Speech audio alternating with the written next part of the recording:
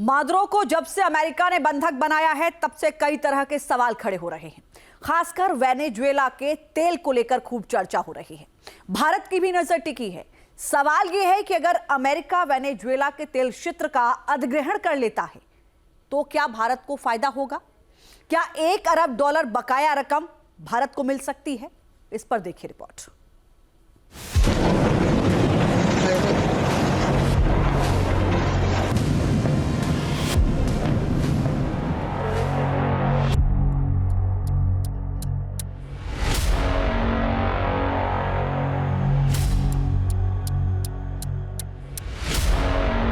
Maduro पहुंचे jail. किसका होगा वेनेजुएला का तेल? क्या भारत की बनेगी बात? $1 अरब का है सवाल।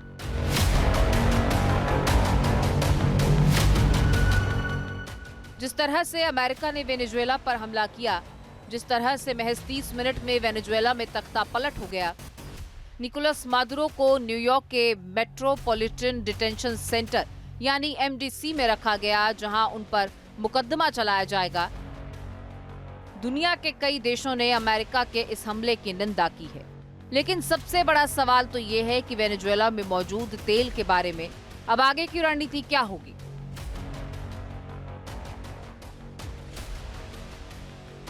अल जजीरा की रिपोर्ट बताती है वेनेजुएला के पैरों के नीचे काला सोना यानी तेल का अथाह सागर है।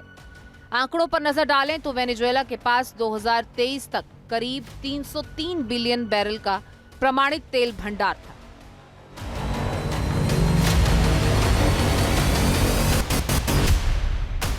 रिपोर्ट्स ये भी बताती हैं कि वेनेजुएला के पास दुनिया में सबसे ज्यादा कच्चा तेल है, लिहाजा दुनिया की नजर उस कच्चे तेल पर है।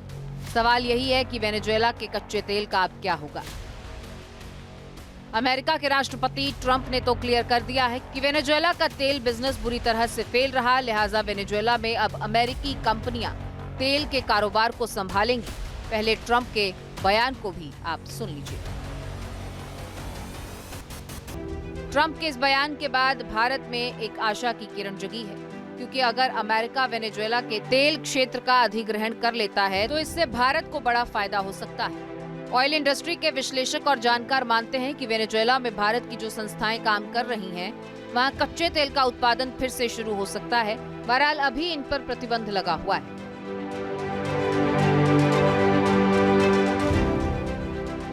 कुछ साल पहले तक भारत वेनेजुएला से भारी मात्रा में कच्चा तेल खरीदने वाले देशों में से एक था। भारत अधिकतम हर दिन 4 लाख बैरल से ज्यादा का तेल आयात करता था, लेकिन साल 2020 में अमेरिका के द्वारा लगाए गए प्रतिबंधों की वजह से ऐसा करना मुश्किल हो गया था। भारत की रिफाइनर कंपनियों को तेल क्षेत्र के बाजार से बाहर निकलने को मजबूर होना पड़ा। अमेरिका के द्वारा लगाए गए प्रतिबंधों की वजह से तेल के उत्पादन पर भी काफी असर पड़ा। विदेश में भारत की प्रमुख तेल कंपनी ONGC विदेश लिमिटेड यानी OVL पूर्वी वेनेजुएला की सैन क्रिस्टोबल ऑयल सेक्टर का संयुक्त संचालन करती है। अब वेनेजुएला ने OVL को मिलने वाले डिविडेंड का भुगतान नहीं किया है।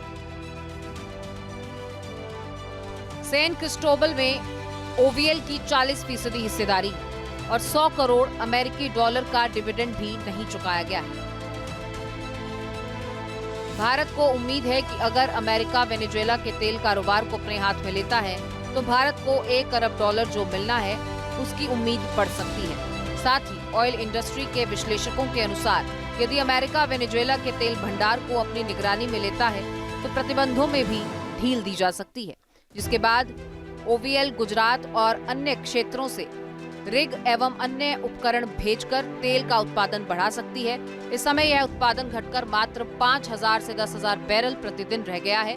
जाहिर है इससे भारत को और भी तेल मिलने लगेगा, जिससे बाजार में तेल सस्ता हो सकता है। Team news nation. आपके मोबाइल पर तुरंत आएगी ब्रेकिंग न्यूज। स्क्रीन पर सबसे पहले दिखेगी बड़ी खबर। देश दुनिया की हर खबर एक जगह। अब आपके मोबाइल पर तुरंत फटाफट इंस्टॉल कीजिए न्यूज़ नेशन ऐप और रखिए खुद को अपडेट।